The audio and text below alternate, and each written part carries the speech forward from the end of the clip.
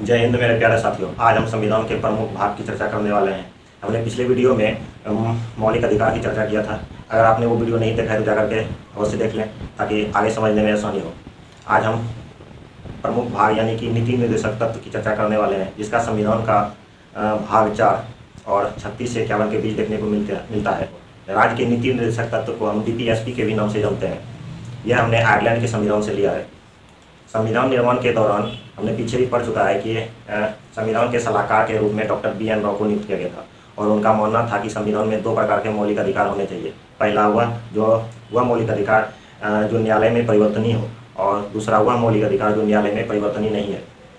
परिवर्तनीय और अपरिवर्तनीय क्या होता है, इसके बारे में समझते हैं। परिवर्तनीय का अर्थात परिवर्तनीय का मतलब यह होता है कि वह मौलिक अधिकार जिसका हनन होने पर हम सीधा न्यायालय में जाकर के चुनौती दे सकते हैं, और वह मौलिक अधिकार जो न्यायालय में परिवर्तनीय नहीं है, अर्थात वह मौलिक अधिकार जिसका हनन होने पर हम न्यायालय में चुनौती नहीं दे सकते।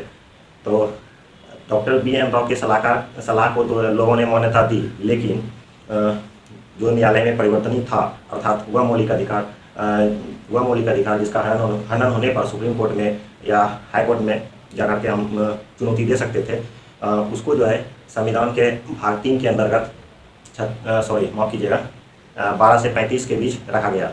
और दूसरा वह मौलिक अधिकार जो न्यायालय में परिवर्तनीय नहीं था, वह मौलिक अधिकार के रूप में न दे करके वह राज्य के नीति निर्देशक तत्व के नाम से संविधान में जगह दिया गया, जिसे हम DPSP के भी नाम से जानते हैं। और इसका वर्णन जो है भारतीय संविधान में भाग 4 के अंतर्गत 36 से 51 के बीच देखने को मिलता है। और आज हम इसी की चर्चा करने वाले हैं। राज्य का नीति निर्देशक तत्व जो है राज्य सरकार के दायित्व को दर्शाता है और जनता को कैसी सुख सुविधाएं देनी चाहिए, कैसे संसाधन उपलब्ध कराने चाहिए, इसका वर्णन राज्य के नीति निर्देशक तत्व में देखने को मिलता है। नीति निर्देशक तत्व का उद्देश्य क्या है? दरअसल नीति निर्देशक तत्व का उद्देश्य यह है कि लोक कल्याणकारी राज्य की स्थापना करना और सरकार के द्वारा ऐसे सुख सुविधाएं उपलब्ध करना जो अधिकांशतः जनता के हित में हो, और सामाजिक आर्थिक लोकतंत्र की स्थापना करना। नीति निर्देशक तत्व का लाभ क्या है? नीति निर्देशक तत्व का लाभ यह है कि सरकार को लोक कल्याणकारी के रूप में मार्गदर्शन करता है, साथ ही जनता द्वारा सरकार का मूल्यांकन भी होता है। राज्य के नीति निर्देशक तत्व में जितने भी अनुच्छेद रखे गए हैं वह 3 प्रकार के विचारधाराओं से प्रेरित है। पहला गांधीवादी, दूसरा समाजवादी और तीसरा उदारवादी। इसको थोड़ा सा लिख लेते हैं। 3 प्रकार की विचारधाराओं से प्रेरित है। पहला गांधीवादी, दूसरा समाजवादी और तीसरा उदारवादी। तो चलिए इन सबका एक एक करके हम वर्णन करते हैं। 36 से 51 के बीच कौन कौन सा अनुच्छेद है, किसके कौन से अनुच्छेद के अंदर क्या क्या रखा गया है, इसके बारे में हम चर्चा करते हैं। एक तत्व के 36 से 51 के बीच जितने भी हैं सबका एक एक करके वर्णन करते हैं।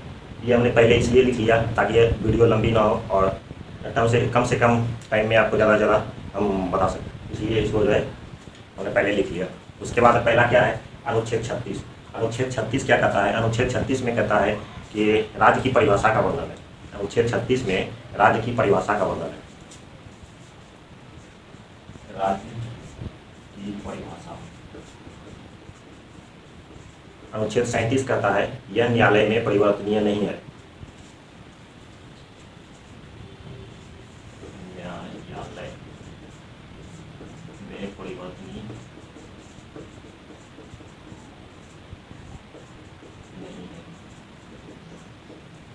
न्यायालय में परिवर्तनीय नहीं है, इसका हमने पीछे भी चर्चा किया है और फिर से हम कर देते हैं।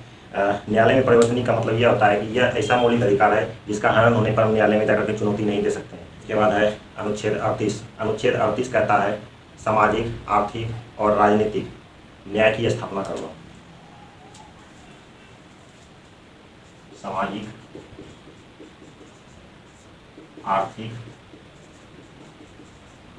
और राजनीतिक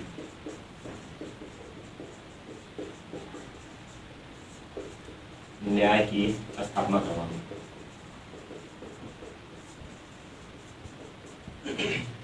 अनुच्छेद 38 कहता है सामाजिक, आर्थिक और राजनीतिक न्याय की स्थापना करना। उसके बाद है अनुच्छेद 39। अनुच्छेद 39 क्या कहता है कि संसाधनों का उचित वितरण करना। संसाधन या धन का जो है उचित वितरण करना और समान कार्य के बदले जो है समान वेतन की व्यवस्था करना। संसाधन या धन भी लिख सकते हैं इसको, धन का उचित वितरण करना, वितरण और समान कार्य के बदले समान वेतन के बदले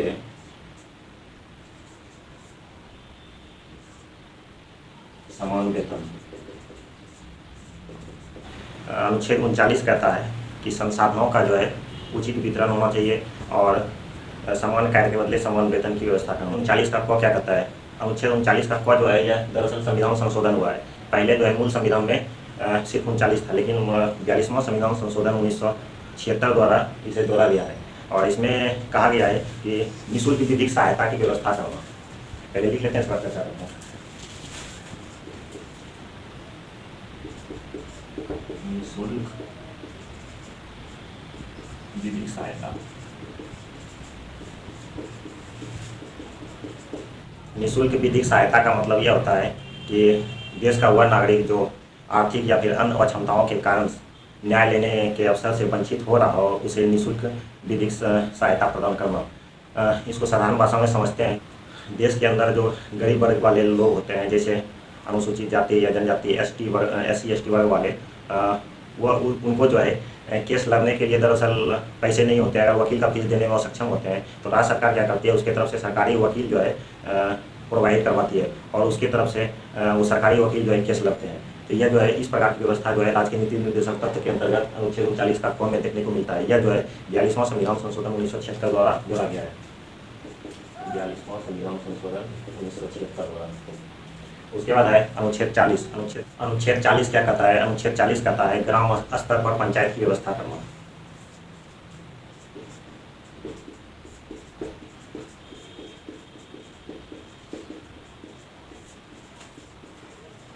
तिहत्तरवां संविधान संशोधन 1993 द्वारा यह सुनिश्चित किया गया कि ग्राम में एक पंचायत होगा और पंचायत में जो है महिलाओं का 1/3 सीट जो है आरक्षित किया गया। साथ ही अनुसूचित जाति और अनुसूचित जनजाति के लिए उसकी जनसंख्या के हिसाब से जो है उसका सीट आरक्षित किया गया है और इसे संवैधानिक मान्यता भी प्राप्त है।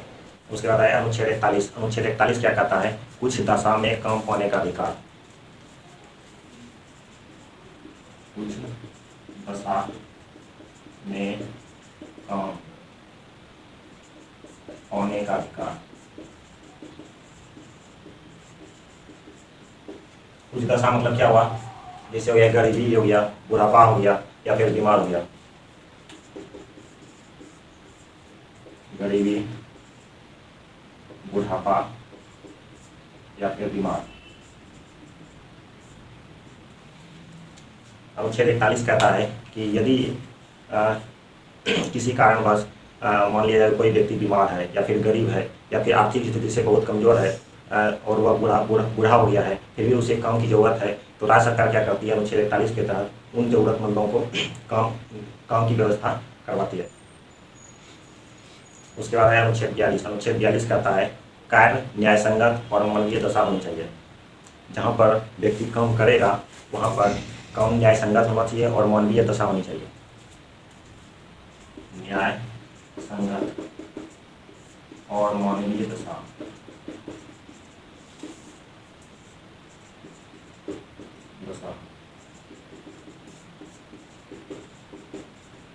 यहाँ थोड़ा जोड़ सकते हैं कार्यस्थल पर।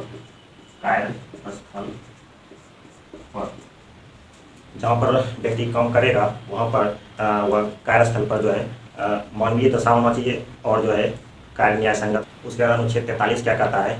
निर्वाह मजदूरी और लघु एवं कुटीर उद्योग की व्यवस्था करना।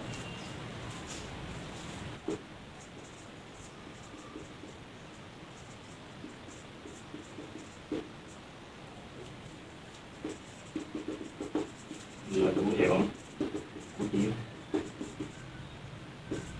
उद्योग की व्यवस्था करना।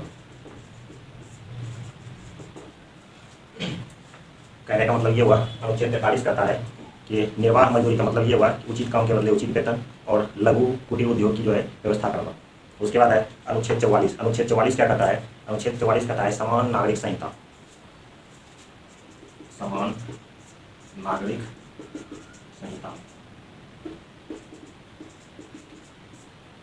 देश के अंदर एक ऐसा राज्य है जहाँ पर समान नागरिक संहिता लागू है, वह है गोवा।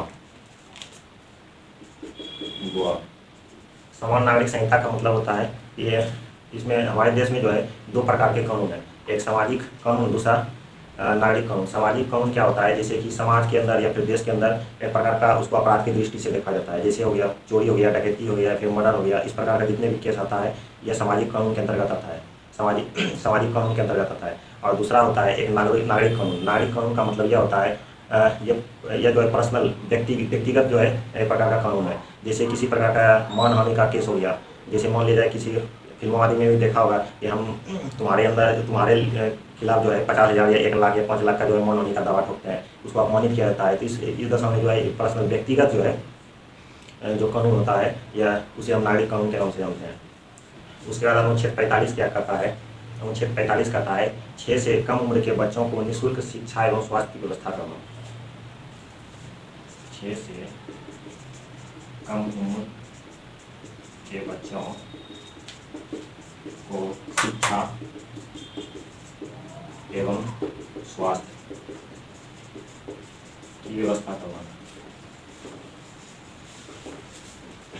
अनुच्छेद 45 कहता है, दरअसल अनुच्छेद 45 में जो है पहले 6 से 14 वर्ष के बच्चों को जो है निःशुल्क शिक्षा और स्वास्थ्य की व्यवस्था थी, लेकिन जो है इसको 86वां संविधान संशोधन 2002 द्वारा इसे हटा करके अनुच्छेद 21 के क में जगह दे दिया गया और उसे मौलिक अधिकार के रूप में जाना जाता है। क्या है, 86वां संविधान संशोधन 2002 द्वारा इसे हटा करके नीति निर्देशक तत्व से हटाकर मौलिक अधिकार के स्थान पर जाकर के परिवर्तित कर दिया गया, जहाँ पर अनुच्छेद 21 के क में जगह दे दिया गया है। तो यहाँ पर तो चाहे खाली हो गया, तो इसीलिए उसके स्थान पे जो है 6 से कम उम्र के बच्चों को शिक्षा एवं स्वास्थ्य की व्यवस्था का प्रावधान 46 अनुच्छेद 46 कहता है कि अनुसूचित जाति और जनजाति के लिए निःशुल्क स्वास्थ्य, शिक्षा और आर्थिक हित और सामाजिक न्याय की व्यवस्था करना। अनुसूचित जाति जनजाति के लिए निःशुल्क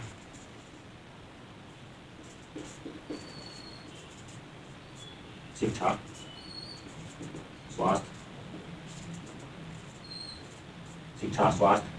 आर्थिक हित और सामाजिक न्याय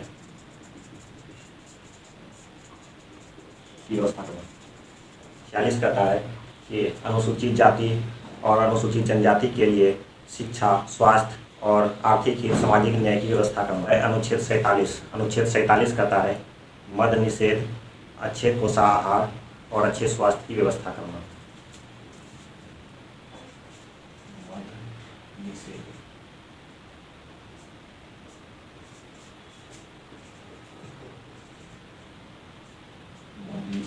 पोषाहार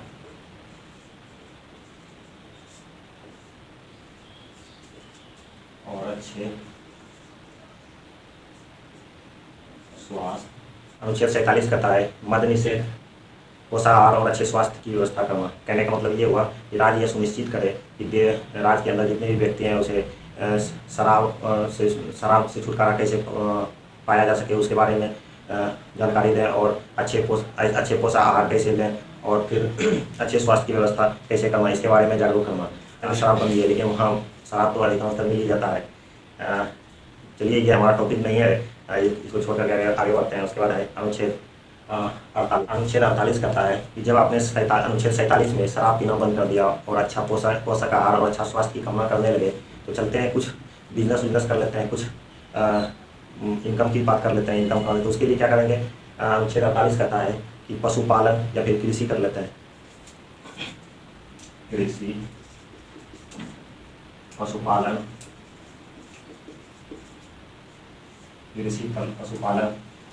ग्रामीण क्षेत्रों में गौशाला। अनुच्छेद 48 में जो है कृषि या फिर पशुपालन की व्यवस्था करना।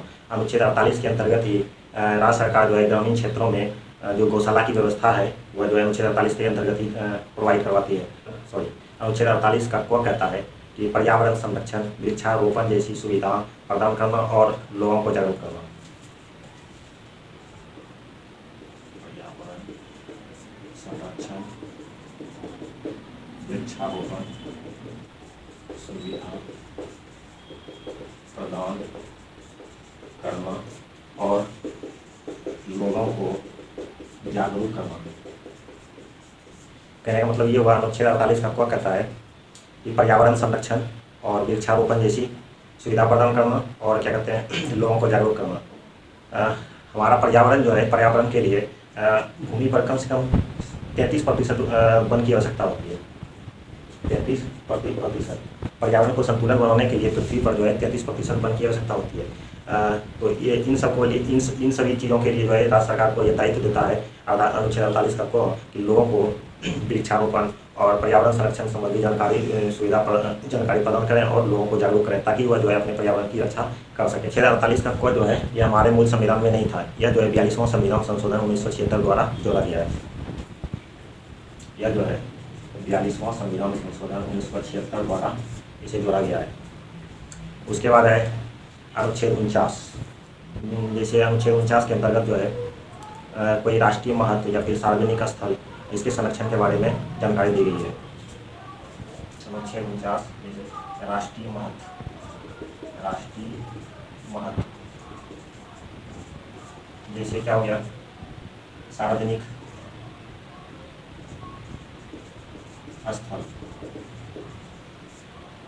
स्थल हो गया, और जैसे राष्ट्रीय धरोहर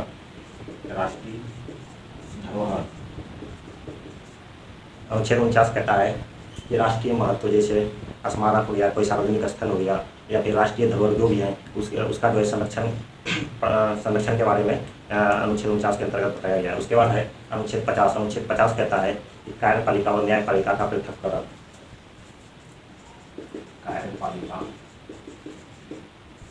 और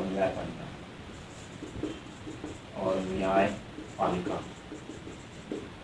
का पृथक्करण।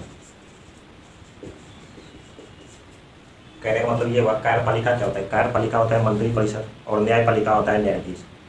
देश के अंदर कार्यपालिका और न्यायपालिका का जो है पृथक्करण यानी अलग अलग रहना कहा गया है कि अगर दोनों का एक मत हो जाएगा तो लोकतंत्र के लिए यह घातक सिद्ध हो सकता है। इसीलिए कार्यपालिका और न्यायपालिका को का अलग अलग रहना जरूरी है। अनुच्छेद 51 कहता है अंतर्राष्ट्रीय समिति स्थापित करना।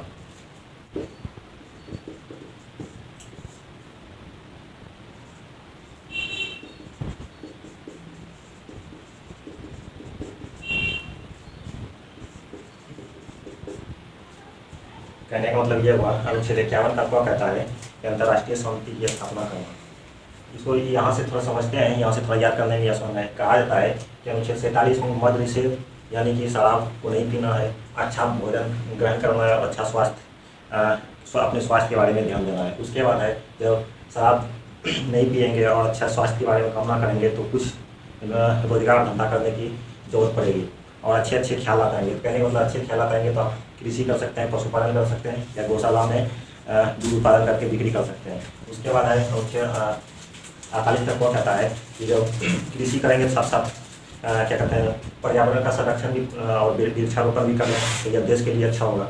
उसके बाद है अनुच्छेद 49 कहता है राष्ट्रीय महत्व के बारे में जो है थोड़ा सा बात कर लेते हैं। जैसे सार्वजनिक स्थल हो गया या फिर राष्ट्र के अंदर जो भी राष्ट्रीय धरोहर है उसका संरक्षण के बारे में चर्चा किया गया है। उसके बाद है अनुच्छेद 50 कहता है कार्यपालिका और न्यायपालिका का पृथक्करण। कार्यपालिका न्यायपालिका मतलब ये हो गया कि कार्यपालिका हो गया आपका मंत्री परिषद, न्यायपालिका हो गया न्यायाधीश। इन दोनों का अलग रहना जरूरी है, नहीं तो अगर दोनों का एक मत हो जाएगा तो लोकतंत्र के लिए घातक सिद्ध हो जाएगा। इसीलिए दोनों का अलग अलग रहना लोकतंत्र के लिए काफ़ी अच्छा साबित होगा। उसके बाद है अनुच्छेद 51 अंतर्राष्ट्रीय समिति की स्थापना करना। उम्मीद करते हैं कि ये सारे अनुच्छेद आपको समझ में आया होगा। दरअसल नीति निर्देशक तत्व जो है राज्य सरकार को यह दायित्व देती है कि आने वाले समय में जैसी जैसी स्थिति और संसाधन का परिवर्तन होगा वैसे वैसे जनता की सुख सुविधाओं के बारे में यहाँ व्यवस्था करने की कोशिश करेंगे। नीति निर्देशक तत्व तो हमने समझ लिया, लेकिन कुछ खास बातें जो आपको जाननी चाहिए। दरअसल कभी कभी क्या होता है, नीति निर्देशक तत्व और मौलिक अधिकार आपस में जो है टकराने लगे, दोनों के बीच काफ़ी मतभेद होने लगा। तो केशवानंद भारती बनाम केरल राज्य 1973 में कहा कि नहीं, मौलिक अधिकार जो है सर्वश्रेष्ठ है। लेकिन 42वां संविधान संशोधन 1976 में कहा कि सरकार ने कहा कि नहीं, नीति निर्देशक तत्व जो है ज़्यादा सर्वश्रेष्ठ है। इसीलिए नीति निर्देशक तत्व की पूर्ति करने के लिए कुछ मौलिक अधिकारों को सीमित करना चाहिए। कहने का मतलब ये हुआ कि नीति निर्देशक तत्व और मौलिक अधिकार जब आपस में टकराने लगे तो मिनर्वा मिल्स वाद 1980 में कहा कि नहीं, ना मौलिक अधिकार सर्वश्रेष्ठ है और ना ही नीति निर्देशक तत्व सर्वश्रेष्ठ है। दोनों एक दूसरे के ही पूरक हैं, दोनों का मकसद एक ही है, लोकतंत्र को बढ़ावा देना। इसीलिए दोनों में समानता बनाने की आवश्यकता है, दोनों को समझने की आवश्यकता है। इसीलिए दोनों में संतुलन बनाए रखना ज़्यादा जरूरी है। उम्मीद करते हैं कि नीति निर्देशक तत्व के सारे अनुच्छेद आपको समझ में आए होंगे। अगर अच्छी लगे वीडियो तो लाइक, सब्सक्राइब और शेयर जरूर करें। और कोई भी ऐसा कार्य, सार्वजनिक कार्य जो करने से आपको खुशी मिलती हो वो अवश्य करें। धन्यवाद।